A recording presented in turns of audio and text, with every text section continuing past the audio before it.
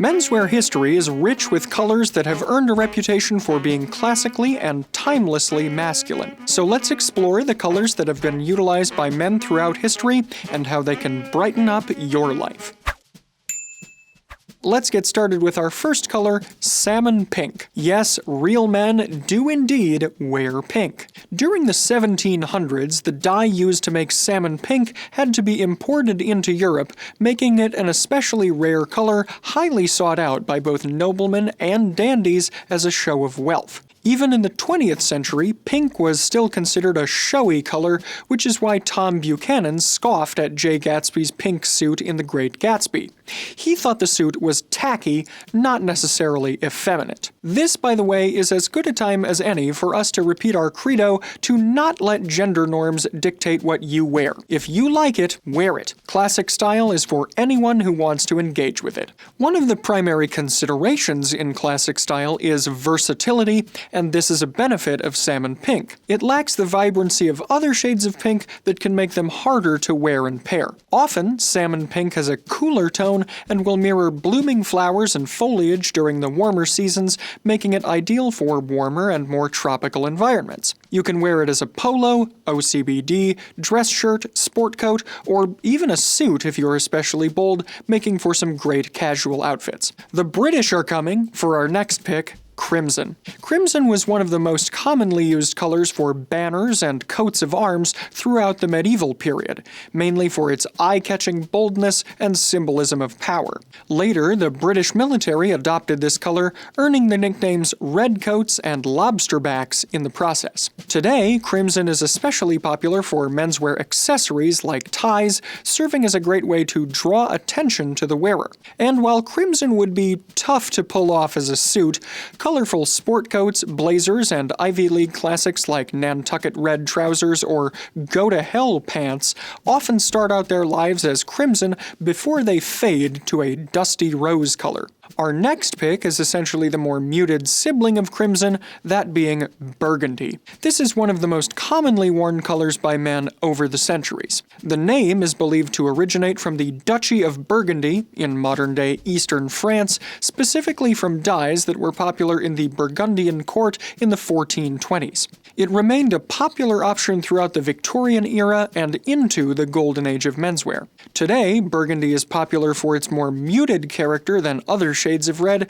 making it easy to use as either a pop of color or as a bigger statement piece. Everything from accessories and knits to jackets and overcoats is popular in burgundy, meaning there are plenty of ways to integrate it into a classic wardrobe. Next is a color I'm wearing today, rust orange. Orange gained popularity in Europe during the 1700s when new dye recipes were created by, you guessed it, mixing red and yellow dyes together.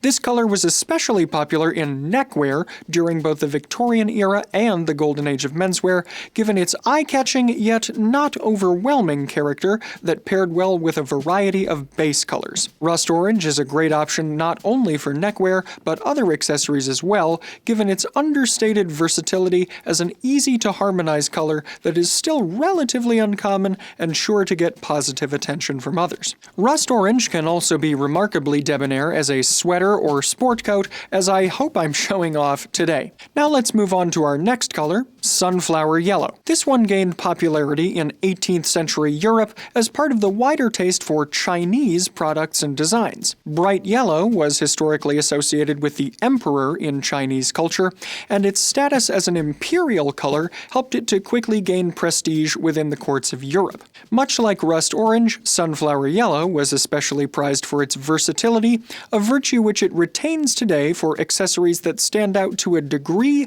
but still work well within the palette of classic menswear. Ties, scarves, socks, and pocket squares are the easiest ways to incorporate it into a classic wardrobe, and even entirely yellow-focused outfits, like the ones worn by Robert De Niro as Sam Ace Rothstein in Casino, can make for an especially great look in summer weather.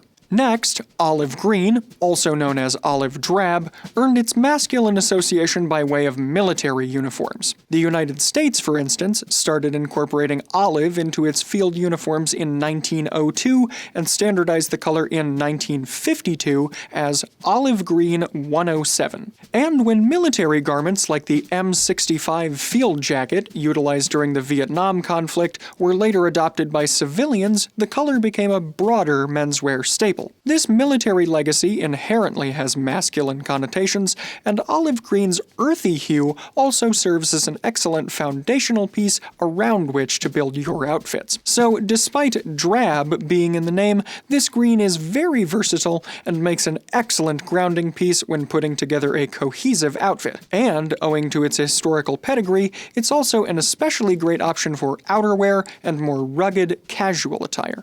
We'll stick with the green feel for our next color, bottle green. Although green often evokes nature, few plants actually yield a green dye, which has more often been achieved by mixing blue and yellow dyes together. This gives bottle green its unique hue. Bottle green was first worn as a sort of pseudo-camouflage during British hunting excursions of the 1800s, leading to its eventual adoption in wider menswear. This shade of green is a bit more saturated and somewhat whimsical than olive green, but it still shares a similar level of versatility. Its more visually entrancing hue makes it a great choice for accessories, and it can really command attention when made into a larger garment like a jacket. Due to its early uses, it often has a sportier, more athletic feel. We've now arrived at what's arguably the most popular color choice in classic menswear, or perhaps even menswear as a whole: navy blue. Viewed historically as a royal color, navy blue was favored by many noble houses for its simplicity and its aforementioned association with the Virgin Mary.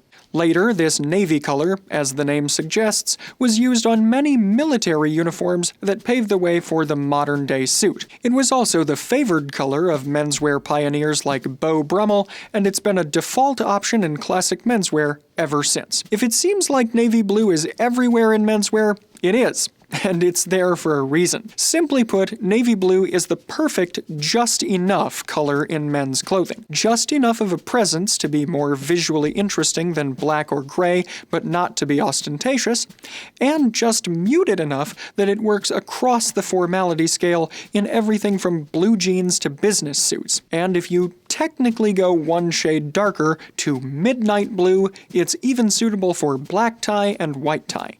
Nowadays, there are examples of almost every menswear garment and accessory in navy used to great effect, although it often serves best as a foundational piece to build an outfit around. Next is petrol blue. Within the realm of classic menswear, the grayish, sometimes slightly greenish petrol blue reached its peak popularity during the 1950s and 60s as a color worn by the youth and creative types to rebel against the by then ubiquitous navy. But it persisted past these decades too.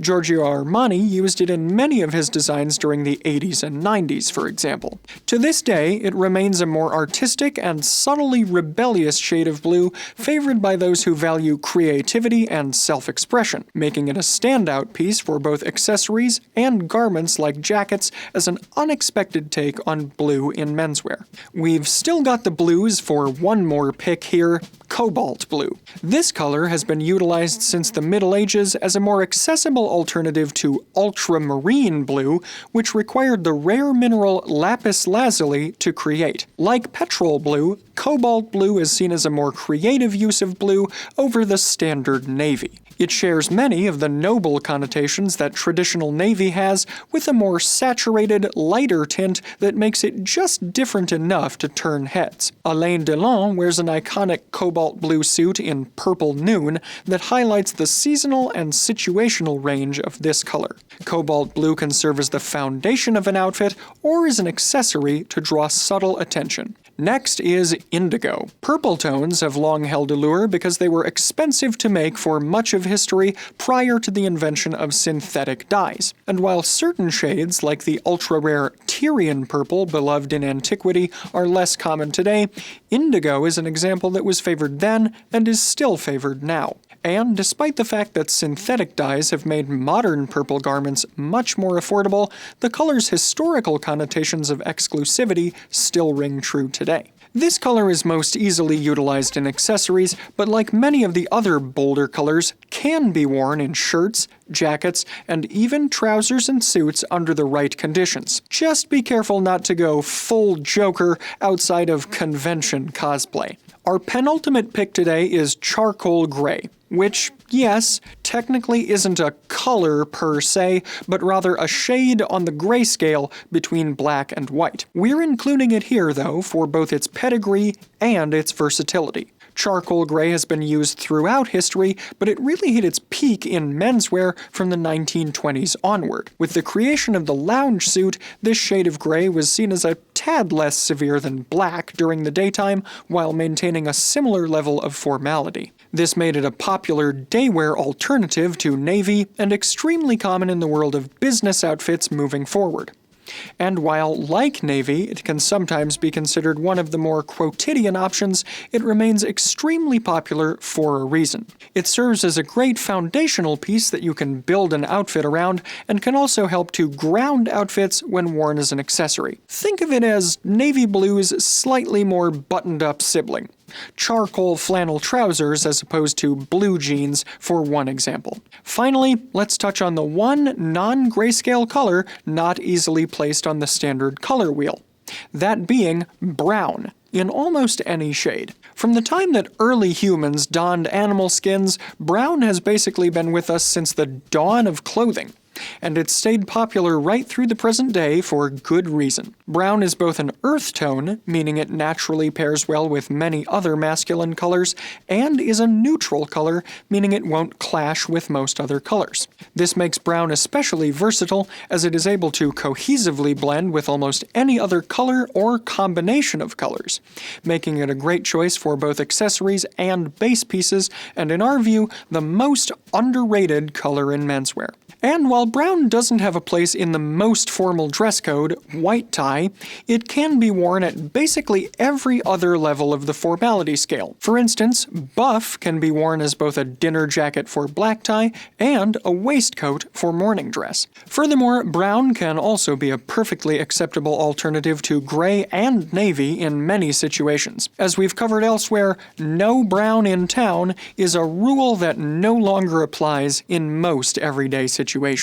In conclusion, then, while you should wear whatever colors make you feel your best, being aware of the traditionally masculine colors we've covered today will likely serve to improve your outfits by leveraging a palette that looks good on almost any man. What are your favorite classically masculine colors? And are there enough we didn't mention that we could make another installment on this topic? Let us know in the comments. Color us curious.